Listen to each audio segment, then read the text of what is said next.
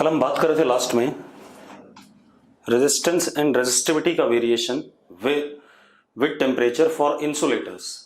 Conductor के बारे में हमने पढ़ लिया था पिछली क्लास में। अगर बात क्लियर है तो यस लिखो, ठीक है। तो क्या कहानी है? Variation of resistivity and resistance with temperature for insulators. ठीक है भाई। अब क्या कहानी बेटा हमारे पास, ध्यान से सुनो। मैं क्या कह रहा हूं, इफ टेम्परेचर इंक्रीजेस, या पहले उससे पहले हम बात करें, free electrons in insulator are negligible। Free electrons insulator में नेग्लिजिबल होते हैं, ठीक, इतनी बात। Therefore current is tending to zero on application of battery across the insulator। मानते हो या नहीं? अगर हम बैटरी लगाते हैं इंसुलेटर के अक्रॉस तो करंट क्या होगा? जीरो होगा। अरे यस और नो? ठीक है। अब क्या कहानी है? Now if temperature is increased there will be increase in small n, that is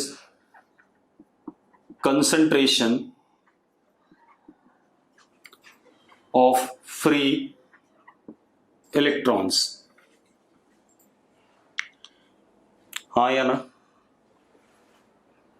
way free electron बढ़ेंगे क्या? प्रोड्यूस होना शुरू होंगे, ठीक है, इतनी बात। तो अब अगर हम बैटरी लगाते हैं तो क्या होगा?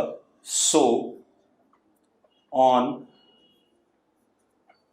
एप्लीकेशन ऑफ, चलो ये लिखने की जरूरत नहीं है, मान के चलेंगे बैटरी लगाया हुआ है हमने। सो आई इंक्रीजेस, नाउ टेम्परेचर बढ़ने पर आई बढ़ गया तो रेजिस्टेंस एंड रेजिस्टिविटी क्या कर गए? घट गए, ठीक है, इतनी बात। अब यहां पर क्या होता है? अगर मैं फॉर्मूला देखूं, rho is equal to rho not 1 plus alpha delta T plus beta delta T square and so on, या R is equal to R not 1 plus alpha delta T plus beta delta T square and so on. इसमें alpha beta gamma dash dash R negative, कभी घटेगा? हाँ या ना? अरे yes और no? ठीक है। अब इसमें अल्फा बीटा गामा क्या हो गए? नेगेटिव हो गए, तो घटेगा। अगर टेम्परेचर छोटा है for small delta T, R is equal to R not 1 plus alpha delta T, discuss कर चुके हैं हम। Rho is equal to rho not 1 plus alpha delta T. एक बात का ध्यान रखना कि 11th-12th के सिलेबस में हमारे पास टेम्परेचर चेंजेस स्मॉल ही लिए जाते हैं, ठीक है, इतनी बात। हम ये वाली आगे वाली टर्म्स कभी भी कंसिडर नहीं करते हैं सवालों में, जब भी हम न्यूमेरिकल करेंगे, चाहे वो कंडक्टर के लिए हो चाहे इंसुलेटर के लिए हो। क्लियर है बात? अगर क्लियर है तो यस लिखो फटाफट, मतलब हम ये वाले फॉर्मूले पे जाएंगे, ठीक है। चलो, अब इतनी बात हो गई। तो ये बात हो गई इंसुलेटर के लिए। अब अगर मैं ग्राफ बनाता हूं इसका, रेजिस्टेंस या रेजिस्टिविटी का विद टेम्परेचर, शुरू में कुछ ये लीनियर सा घटेगा, उसके बाद पैराबोलिकली घटेगा।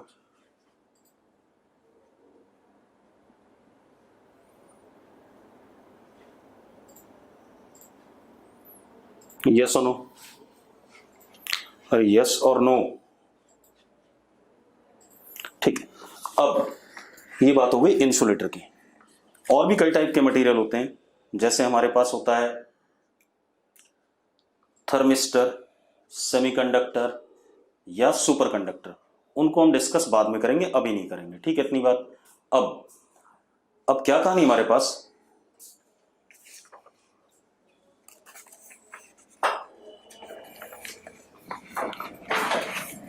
अब मेरी बात सुनो। अब 10th में एक सवाल करते थे, उसको जरा दोबारा से रिकैप कर लें। हमारे पास एक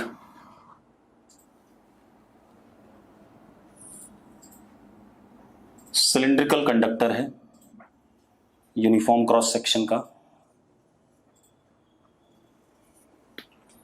रेडियस इसका r, cross section radius r है, लेंथ इसकी l।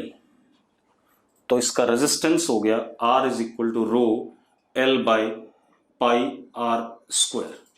मानते हो या नहीं मानते हो, हाँ या ना,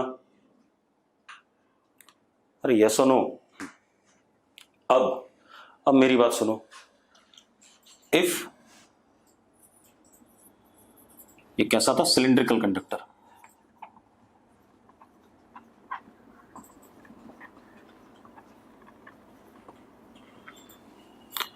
if conductor is stretched to length NL, length इसकी n टाइम्स कर दी गई,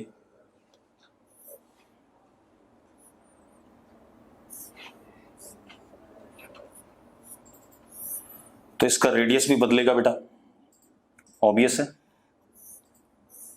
हाँ या ना, बदलेगा कि नहीं बदलेगा। तो अब रेडियस हो गया R डैश, लेंथ हो गया NL। अब इसका resistance R dash is rho NL upon pi R dash square. मानते हो या नहीं मानते हो, हाँ या ना। हर्षित आंसर मत लिख, तेरा आंसर भी गलत ही है, तो क्यों लिख रहा है। अब ये आ गया अपने पास। हमें पता है वॉल्यूम तो सेम है, ये वाला वॉल्यूम और ये वाला वॉल्यूम सेम है, तो pi R square L is equal to pi N square, sorry pi R dash square into NL। ये होगा कि नहीं होगा, हाँ या ना, अरे यस और नो, ठीक है।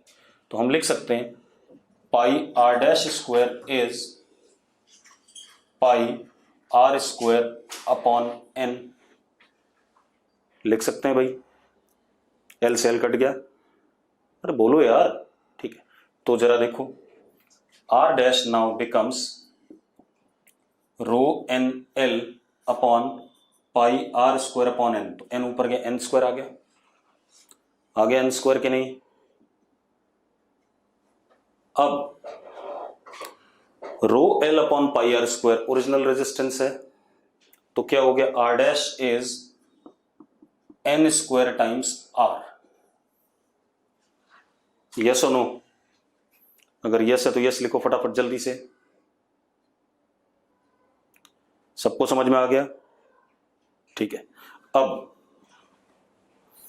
एक और काम करते हैं, ये आपने 10th क्लास में करा हुआ है भाई, ठीक है। अब इसके बाद एक और चीज देखते हैं, दूसरा केस इसमें,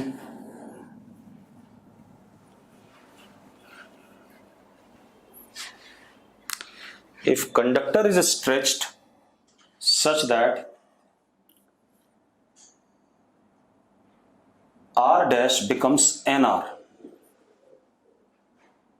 R डैश कितना हो गया, NR हो गया, लेंथ L डैश। अब रेडियस में चेंज किया हमने, रेडियस N टाइम्स कर दिया, अरे क्लियर है, पिछले में हमने लेंथ बदली थी, इसमें हमने रेडियस बदल दिया, अरे क्लियर है कि नहीं, ठीक है। DPS लिख रहा है, बाकी लोग।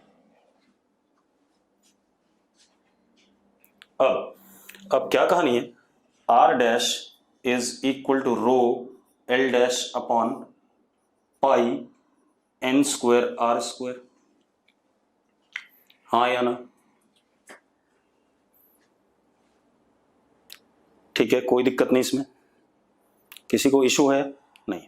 अब आप एक चीज देखो, अगेन वॉल्यूम इक्वेट करो, pi R square L is equal to pi N square R square L dash,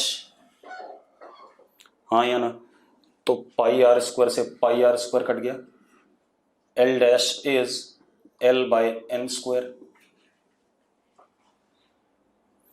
ठीक है, इतनी बात तो डाल देते हैं बेटा, rho L upon N square, तो क्या हो गया एन की पावर 4 पाई आर स्क्वायर, तो new resistance becomes R dash is are upon N की पावर 4।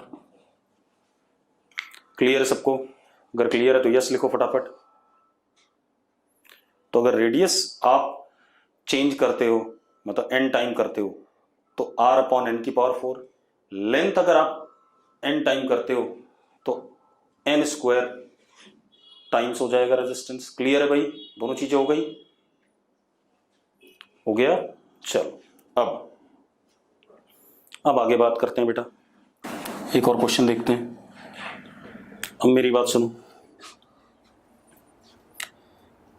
हमारे पास एक R1 रेजिस्टेंस है जिसका coefficient of resistance, temperature coefficient of resistance alpha 1 है। R2 रेजिस्टेंस है, इसका अल्फा 2 है। टेम्परेचर 0 डिग्री सेल्सियस पर रेजिस्टेंसेस थे R1 and R2। Alpha 1 alpha 2 क्या है? टेम्परेचर कोफिशिएंट्स ऑफ रेजिस्टेंस या रेजिस्टिविटी, जो भी कहो। अरे क्लियर है? ठीक है। अब क्या कहा गया? पहला question, if R1 and R2 in series then equivalent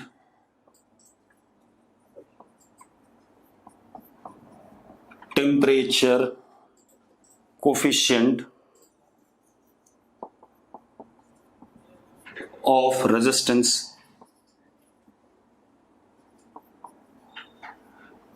बताना है आपने। ठीक है, अल्फा इक्विवेलेंट बताना है। इंडिविजुअली R1 का अल्फा क्या है? अल्फा 1। R2 का क्या है? अल्फा 2। अरे क्लियर है? करना चाहोगे? रमेश बोल रहा है अल्फा 1 प्लस अल्फा 2, लेकिन मेरे ख्याल से आंसर गलत है रमेश का। चलो अब मैं देखता हूं। देखो, टेम्परेचर 0 पे R equivalent is R1 plus R2, हाँ या ना? हर्षित आंसर गलत है तेरा, तो मत बोल बार बार, ठीक है? जब एक बार अगर मैं किसी का आंसर देख के जवाब नहीं दे रहा हूं तो इसका मतलब उसका आंसर गलत है, ठीक है? अब सुमित तेरा भी आंसर गलत है। अब आंसर मत लिखो, मैं कर रहा हूं। R equivalent is equal to R1 plus R2 होगा टेम्परेचर 0 पे। अब अगर मैं टेम्परेचर चेंज करूंगा तो ये भी चेंज करेगा, ये भी चेंज करेगा और ये भी चेंज करेगा, तो टेम्परेचर के साथ तीनों का वेरिएशन है। तो मैं डिफरेंशिएट कर रहा हूं विद रिस्पेक्ट टू टेम्परेचर। तो dr equivalent by dt is equal to dr1 by dt plus dr2 by dt। इस स्टेप में अगर कोई डाउट है, अगर क्लियर है तो क्लियर लिखो फटाफट। क्लियर है तो जल्दी से क्लियर लिखो भाई।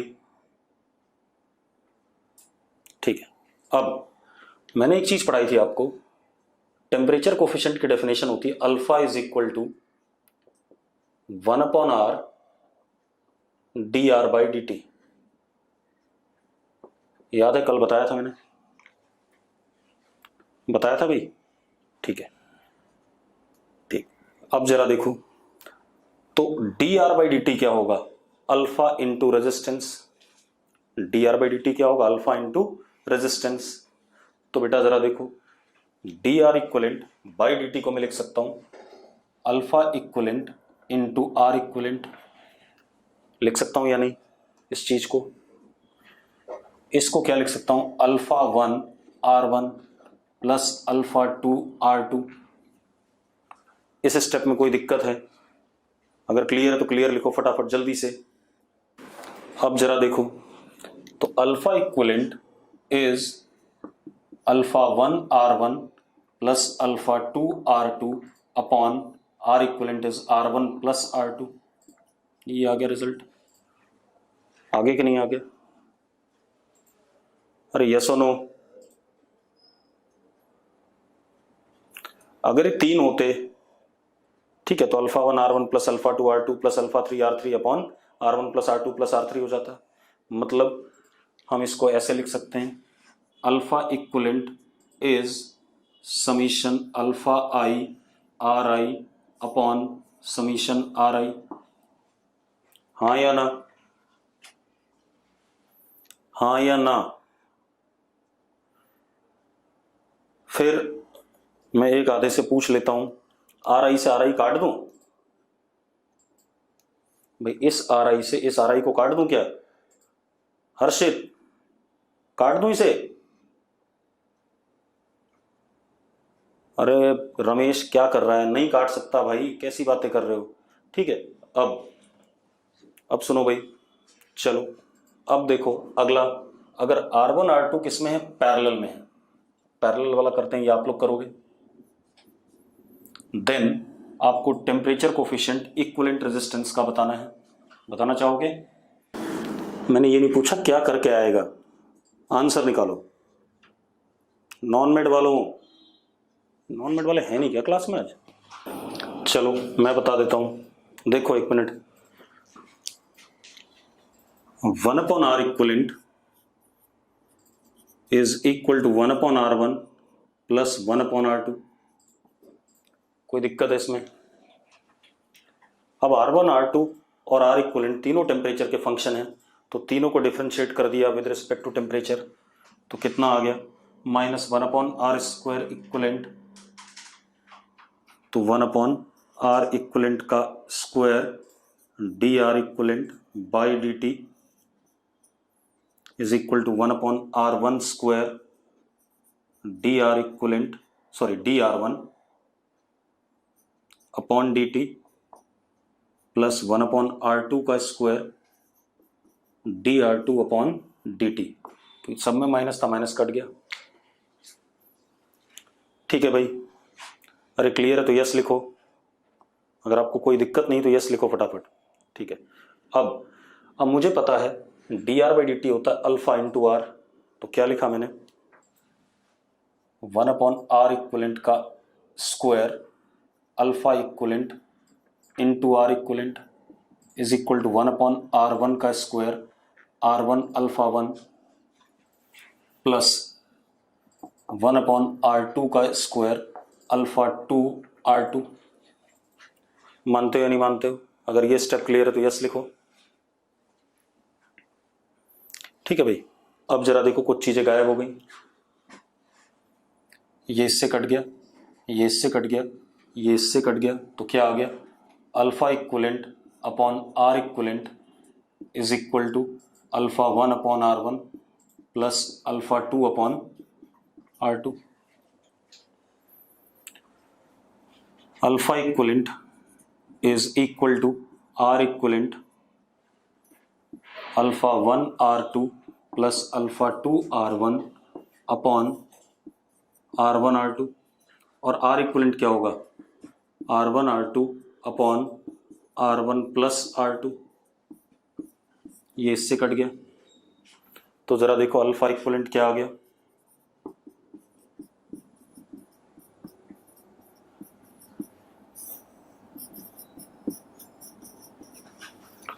सबको क्लियर है भाई? अगर क्लियर है तो यस लिखो। ठीक है, अब अगर बहुत सारे रेजिस्टेंस होते तो हम इसको कैसे लिखते? सबको क्लियर है शायद? ठीक है, चलो अब इसी रिजल्ट को थोड़ा सा और सुंदर बनाते हैं।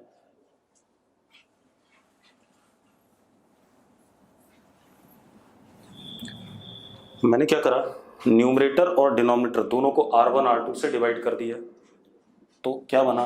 Alpha equivalent is alpha 1 upon R1 plus alpha 2 upon R2 upon 1 upon R1 plus 1 upon R2।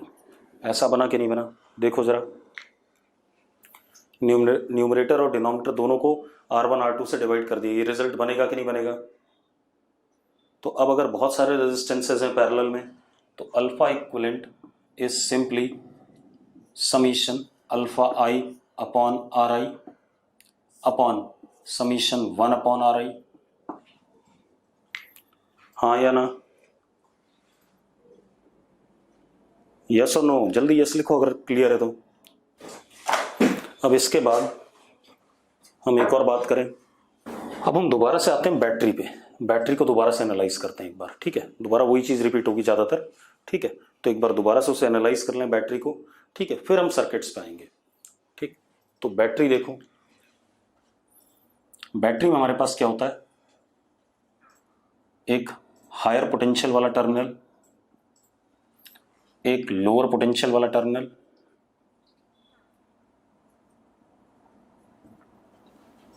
ठीक है? इतनी बात। इलेक्ट्रिक फील्ड इधर की तरफ होती है इसमें,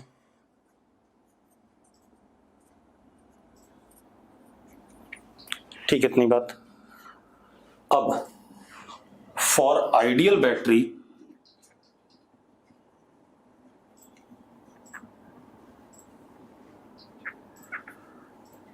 पोटेंशियल डिफरेंस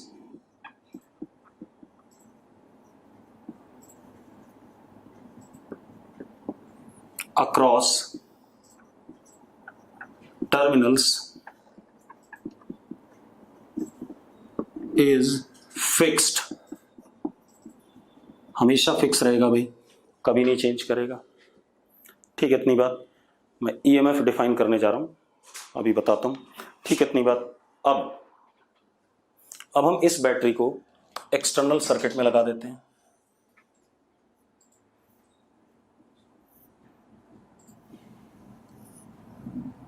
लोड कह दिया मैंने इसे, रेजिस्टेंस हो सकता है, कैपेसिटर हो सकता है, कुछ भी हो सकता है, वो बात की बात है। अब एक बात बताओ यार, आप कैसे पढ़ना चाहोगे? इलेक्ट्रॉन्स के फ्लो के हिसाब से या पॉजिटिव चार्ज के फ्लो के हिसाब से? देखो, पॉजिटिव चार्ज से पढ़ने में हमें अच्छा लगता है, थोड़ा सा जल्दी समझ में आता है, ठीक है? तो अब जरा देखो, positive charge from this terminal, क्योंकि हायर पोटेंशियल है, will flow to lower potential by itself in external circuit, yes और नो? अरे हाँ या ना? ठीक है। तो अब या अगर इलेक्ट्रॉन से पढ़ना चाहो तो negative charge will flow from lower potential to higher potential by itself, एक ही बात है, उससे कोई फर्क पड़ने वाला नहीं है। तो हमने क्या लिखा? Positive charge flows from higher potential to lower potential by itself in external circuit,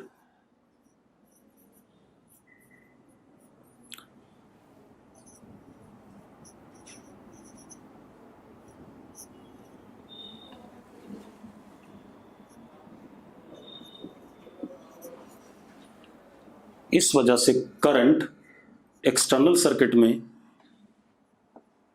higher potential से लोअर पोटेंशियल की तरफ होगा। Therefore I is directed from higher potential to lower potential in external circuit, ठीक है भाई? अरे clear है? अब एक बात देखो, अगर ये पॉजिटिव चार्ज यहां के एक्यूमुलेट होने लगे, इकट्ठा होने लगे, तो इसका पोटेंशियल बढ़ेगा और यहां से निकल रहा है तो इसका घटेगा। लेकिन हमें पोटेंशियल डिफरेंस मेंटेन करना है, यस और नो? हमें क्या करना है? पोटेंशियल डिफरेंस को मेंटेन करना है। अब अगर हमें पोटेंशियल डिफरेंस को मेंटेन करना है बेटा, तो अब प्रॉब्लम यह है कि बैटरी को कुछ वर्क करना पड़ेगा ताकि पॉजिटिव चार्ज जो लोअर पोटेंशियल पे आया वो हम दोबारा से किसके पास ला सकें, हायर पोटेंशियल पे।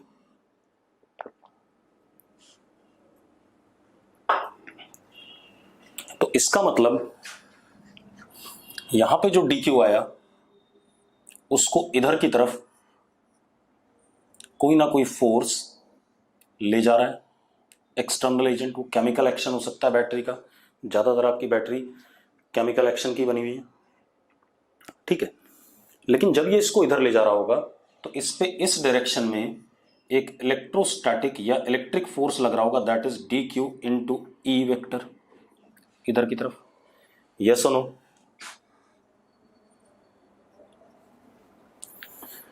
तो हम क्या लिखेंगे, plus DQ is moved by external agent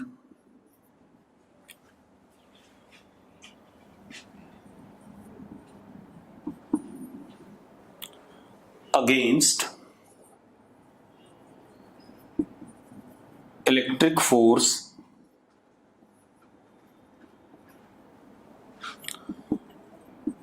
inside battery from lower potential to higher potential। हाँ या ना? मतलब पॉजिटिव चार्ज बैटरी के अंदर लोअर से हायर मूव कराते हैं। कौन मूव कराता है? External agent. या एक्सटर्नल एजेंट को ही हम क्या कहते हैं, इस चीज को हम क्या कहते हैं, फोर्स ऑफ बैटरी।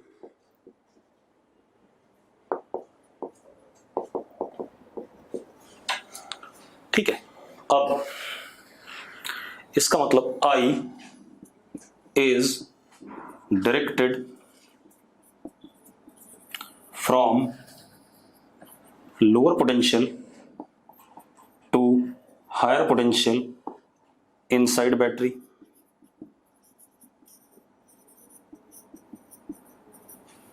यस और नो? हाँ या ना? अब एक चीज और पता चल रही है कि जो हमारे पास क्या कहते हैं चार्ज का फ्लो है वो हमारे पास हायर से लोअर हुआ एक्सटर्नल सर्किट में अपने आप। तो इस दौरान यहां से लेकर के इस दौरान, इस ड्रामे के दौरान जब ये हो रहा है, पोटेंशियल एनर्जी डिक्रीजेस। हाँ या ना? पोटेंशियल एनर्जी डिक्रीजेस और नॉट? ठीक है। और इस दौरान पोटेंशियल एनर्जी, क्योंकि आप अगेंस्ट इलेक्ट्रिक फोर्स चल रहे हो, पोटेंशियल एनर्जी इंक्रीजेस। मैंने एग्जांपल से ही बताया था कि भाई छत पे मैंने किसी को खड़ा करा, मान लो हर्षित को खड़ा करा, और हल्का सा छू दिया, वो छत से अपने आप नीचे गिर गया, पोटेंशियल एनर्जी घट गई। अब उसको ऊपर उठा के ले जाएंगे दोबारा से छत पे गिराने के लिए, तो पोटेंशियल एनर्जी क्या करेगी, बढ़ेगी। क्लियर इतनी बात? And work done against gravitation force होगा। तो वही कहानी यहाँ चल रही है। अब ये हमारे पास इशू आ गया। अब जो डेफिनेशन मुझे देनी है ईएमएफ की वो क्या है? ठीक है, इतनी बात। ईएमएफ की कई डेफिनेशन है, एक डेफिनेशन हम अभी यहां देंगे, बाकी डेफिनेशन हम बाद में देखेंगे। ठीक है, इतनी बात। अब जरा देखो, अब क्या कहानी हमारे पास, हमें डिफाइन करना है EMF of battery.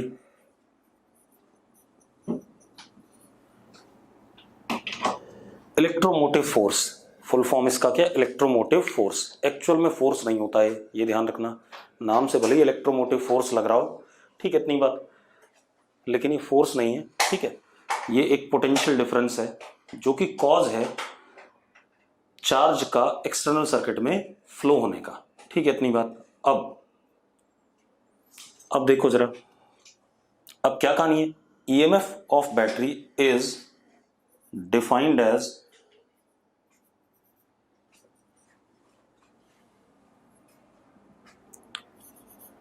work done by external agent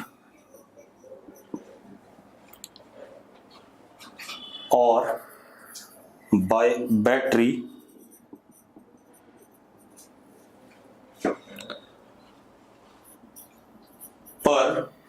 unit test charge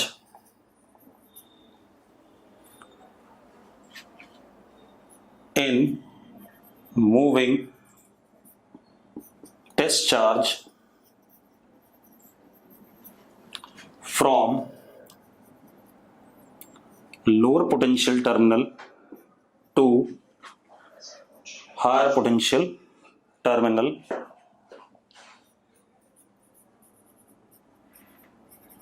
of battery.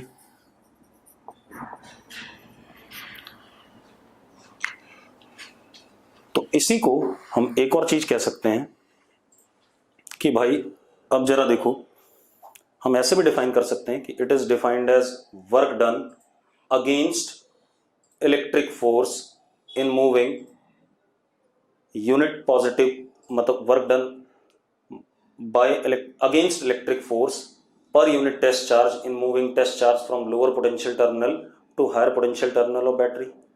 हाँ या ना? तो हम इसी को ऐसे भी लिख सकते हैं कि वर्क डन अगेंस्ट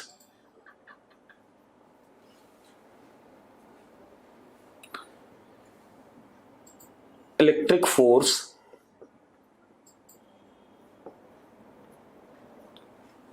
पर यूनिट टेस्ट चार्ज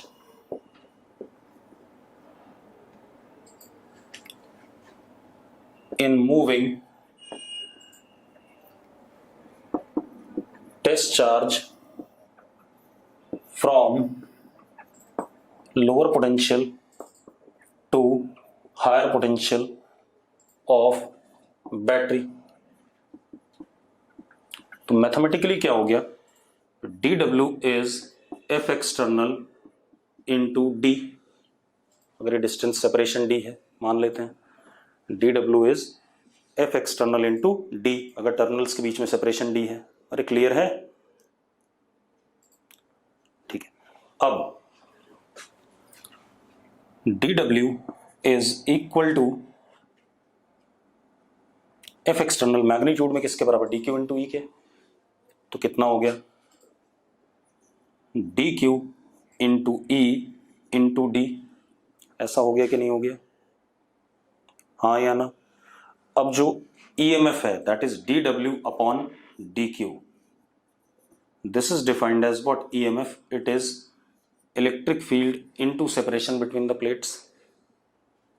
हाँ या ना? यस और नो?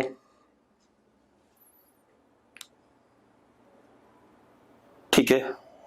और ये हमारा क्या हो गया, work done by battery, bye battery, bye battery. और इसी को मैं क्या लिख सकता हूं जरा देखो, E into D is what EMF, तो मैं इसी को भी लिख सकता हूं DQ into what E। Work done by battery can be written as DQ into potential difference between the terminals. Yes और no? Potential difference between the terminals is defined as what EMF of battery. ठीक है भाई?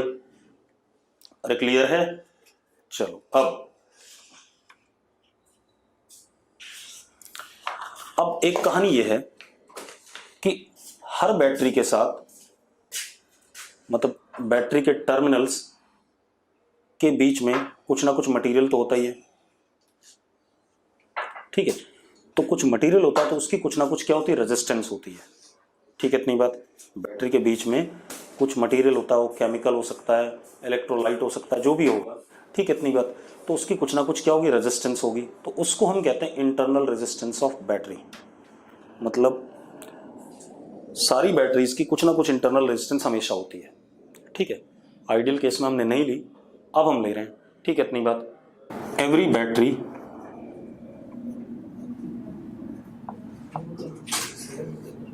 possess some internal resistance। अब जरा देखो, battery का जो हमने सिंबल पढ़ा हुआ है, मैंने जो बताया था वो कुछ ऐसा है। If EMF is constant, battery का सिंबल अगर ऐसा है तो ईएमएफ वेरिंग। ठीक है भाई, अब मेरी बात सुनो। अब कुछ ना कुछ रेजिस्टेंस होता है, वो रेजिस्टेंस कुछ किताबों में ऐसा बनाया जाता है,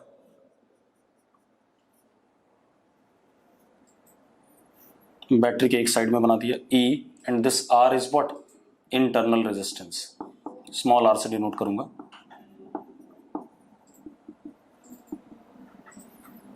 ऐसे दिखा दिया, या कई बार कुछ किताबों में ऐसे दिखाया हुआ है, उससे कोई फर्क नहीं पड़ेगा बेटा, रिजल्ट में कोई फर्क नहीं पड़ता, इधर दिखाओ या इधर दिखाओ। कुछ किताबों में ऐसे भी दिखाया हुआ है,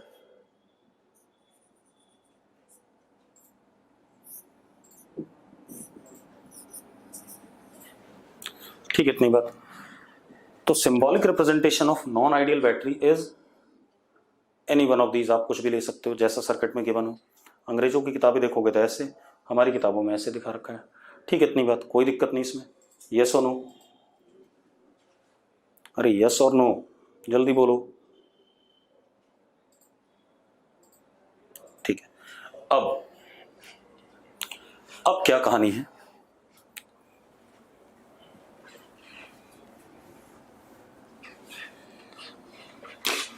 अब एक चीज देखो, अगर आइडियल बैटरी है तो बैटरी के टर्मिनल्स के अक्रॉस, ये इधर वाला टर्मिनल, ये इधर वाला, पोटेंशियल डिफरेंस कितना है, ई है या नहीं। और एक बात बताओ, बैटरी के दोनों एंड्स के अबाउट पोटेंशियल डिफरेंस ई है या नहीं, ठीक है। लेकिन इस केस में अगर करंट आ रहा है तो टर्मिनल, क्योंकि बैटरी यहां से लेके यहां तक है, तो इस केस में पोटेंशियल डिफरेंस कुछ अलग हो सकता है अगर करंट इस बैटरी में आ रहा है या जा रहा है। सेम इसके साथ, सेम इसके साथ, यस और नो, अरे यस और नो, ठीक है। तो हम क्या डिफाइन करने जा रहे हैं, terminal potential difference across non ideal battery, या battery having some internal resistance, ठीक है, इतनी बात। Terminal potential difference across battery, ठीक है, इतनी बात। तो बैटरी के टर्मिनल्स के अक्रॉस जो पोटेंशियल डिफरेंस है उसको डिफाइन करने जा रहे हैं। अब जरा देखो एक मिनट, अब इसमें बहुत सारे केसेस बनेंगे, 5-6।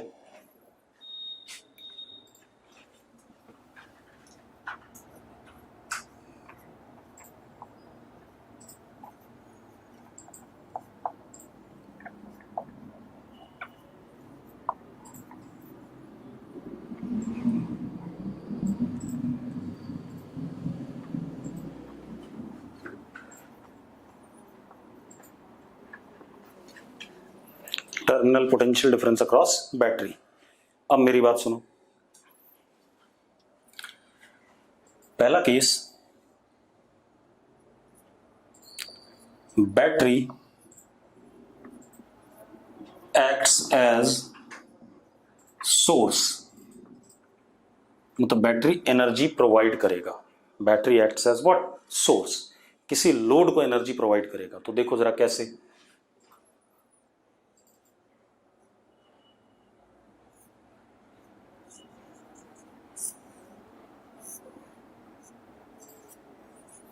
ये हमारे बैटरी के टर्मिनल्स हैं और ऊपर हमने एक लोड लगा दिया,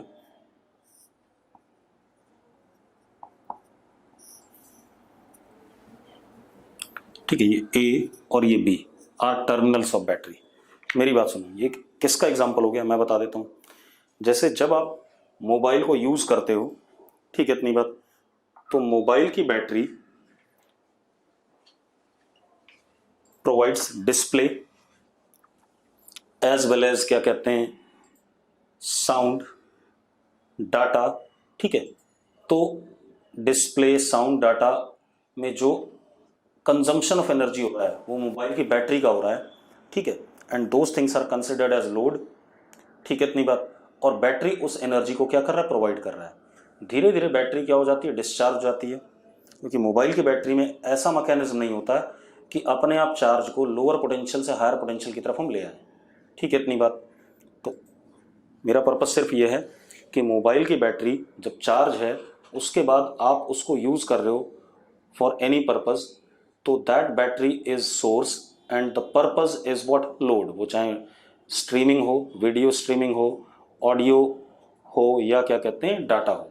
ठीक है, इतनी बात। अरे यस और नो, अरे कुछ बोलो यार, बड़े निकम्मे। अब क्या कहानी है, तो अब जरा देखो, करंट ऐसे जाएगा सर्किट में, जाएगा ऐसे। अब मुझे क्या बताना है, ए से लेके, और करंट ऐसे आएगा, मुझे ए से लेके बी के बीच में पोटेंशियल डिफरेंस बताना, उसी को हम टर्मिनल पोटेंशियल डिफरेंस कहते हैं। तो वी ए बी, ए से बी चलते हैं, तो पहले आया ई, उसके बाद उल्टा जा रहे हैं आई में, तो माइनस आई आर, ये आया कि नहीं आया? तो terminal potential difference is E minus I are, हाँ या ना? अरे हाँ या ना? बाकी लोग, हर्षित के अलावा बाकी सब मर गए हैं। ठीक है, इसका मतलब terminal potential difference is less than EMF of battery. Ayush भाई, इस बैटरी ने करंट एक्सटर्नल सर्किट में दिया, ठीक है, इतनी बात। अब तू ए से बी के बीच में पोटेंशियल डिफरेंस निकाल ले। तो ए से जब बी चलेगा तो पहले plus E minus I are, इतना ही पोटेंशियल डिफरेंस है आयुष के। नहीं, जल्दी देख भाई, ए से बी के बीच में, बस वही लिख रहा हूं, और वो ई से छोटा है, मतलब terminal potential difference is less than EMF. अब दूसरी चीज, जब आपकी मोबाइल की बैटरी डिस्चार्ज हो जाती है, जब आपकी बैटरी डिस्चार्ज हो जाती है, ठीक है, इतनी बात, तब आप क्या करते हैं, उसे चार्ज करते हैं कि नहीं करते हैं भाई? अरे यस और नो? तब करंट बैटरी के अंदर आ रहा होता है कि नहीं आ रहा होता, पहले बताओ मुझे। तब करंट बैटरी के अंदर आ रहा होता है। कौन दे रहा होता है? जो भी आपका एक्सटर्नल सोर्स होता है। ठीक है, तो अब जरा देखो,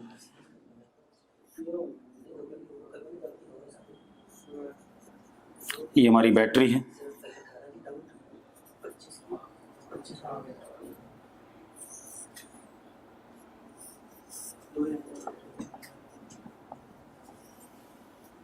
क्योंकि होता क्या है, जब बैटरी डिस्चार्ज हो जाती है तो इस वाले टर्मिनल पे पॉजिटिव चार्ज खत्म हो जाता है, तो इसका पोटेंशियल लोअर हो जाता है, और इन दोनों का पोटेंशियल बराबर हो गया, तो चार्ज एक्सटर्नल सर्किट में फ्लो करना बंद हो जाता है। फिर हम क्या करते हैं, इस वाले पे पॉजिटिव चार्ज देते हैं ताकि इसका पोटेंशियल फिर से बढ़े। तो उसके लिए हमें एक्सटर्नल कोई बैटरी या सोर्स चाहिए होगा, वो करंट इसमें भेजेगा आई, ऐसे। अब बैटरी लोड जैसा बिहेव कर रही है, मतलब ये एनर्जी क्या कर रही है, स्टोर कर रही है। ठीक है, पिछले में एनर्जी दे रहा था, अब ये एनर्जी स्टोर कर रहा है। ठीक है, इतनी बात। अब अगर मैं ए और बी के बीच में पोटेंशियल डिफरेंस देखूं, तो V A B terminal potential E plus I R, which is greater than EMF, हाँ या ना? अरे ग्रेटर देन ईएमएफ और नॉट? ठीक है भाई, तो ईएमएफ टर्मिनल पोटेंशियल डिफरेंस अब ईएमएफ से क्या हो गया, बड़ा हो गया। ठीक है, इतनी बात। अब जरा देखो तीसरा केस,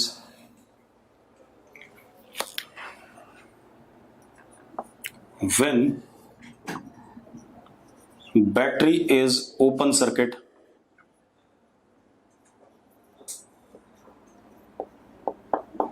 और आइडल, किसी के साथ कनेक्टेड नहीं है, चुपचाप से पड़ी हुई है। ठीक है, बैटरी इज ओपन सर्किट और आइडल। ठीक है, ना ये सोर्स है ना ये लोड है, कुछ नहीं है। तो ये जरा देखो,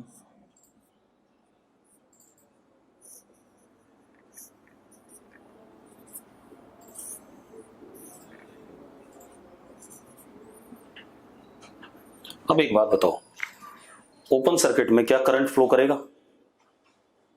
क्या करंट फ्लो करेगा भाई? हर्षित नो लिख रहा है, आयुष नो लिख रहा है, कोई करंट नहीं होगा, हाँ या ना? तो अब कोई करंट नहीं होगा, तो अगर मैं ए से बी जाता हूं तो V A B is what, E, हाँ या ना? V A B is what, E, yes और नो? जल्दी बोलो यार। तो एक डेफिनेशन और आ गई ईएमएफ की, that is terminal potential difference across battery when no current is drawn from it is EMF of battery. अगर बैटरी से हम कोई करंट ड्रॉ नहीं कर रहे हैं या उसमें कोई करंट नहीं आ रहा है तो टर्मिनल पोटेंशियल डिफरेंस बैटरी का ईएमएफ के बराबर हो जाएगा। अरे सबको क्लियर? तो यस लिखो फटाफट।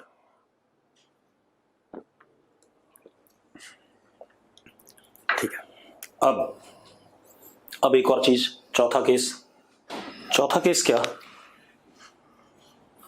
When battery is short circuit,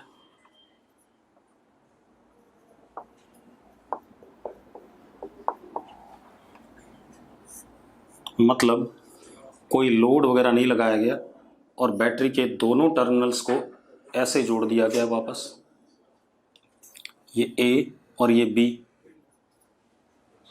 this is short circuit. ठीक है भाई, अब मेरी बात सुनो, इस सर्किट में करंट तो फ्लो करेगा, कितना? आई। अगर मैं लूप लॉ चलाऊं तो I is E by R. मानते हो या नहीं मानते हो? हाँ या ना? I is E by R और नॉट? अरे निकम्मो जल्दी लिखो। अब अगर मैं V A B terminal potential difference देखता हूं तो E minus I R, and what is I R? E itself. तो V A B is what? Zero. Terminal potential difference क्या हो गया? जीरो हो गया। तो अगर कहीं पर ऐसे ही ऑब्जेक्टिव में पूछ लिया जाए कि बैटरी के अक्रॉस टर्मिनल पोटेंशियल डिफरेंस, तो वो ईएमएफ से बड़ा भी हो सकता है, छोटा भी हो सकता है, बराबर भी हो सकता है और जीरो भी हो सकता है। क्लियर है? ठीक है, अब ये तो हो गया हमारा क्या कहते हैं, टर्मिनल पोटेंशियल डिफरेंस। अब हम बात करेंगे ग्रुपिंग ऑफ सेल्स की, क्योंकि अब हम सर्किट एनालिसिस पे आने वाले हैं। ठीक है, इतनी बात, ग्रुपिंग ऑफ सेल्स। ठीक, चलो आज यही क्लास छोड़ेंगे, कल हम ग्रुपिंग ऑफ सेल्स देखेंगे।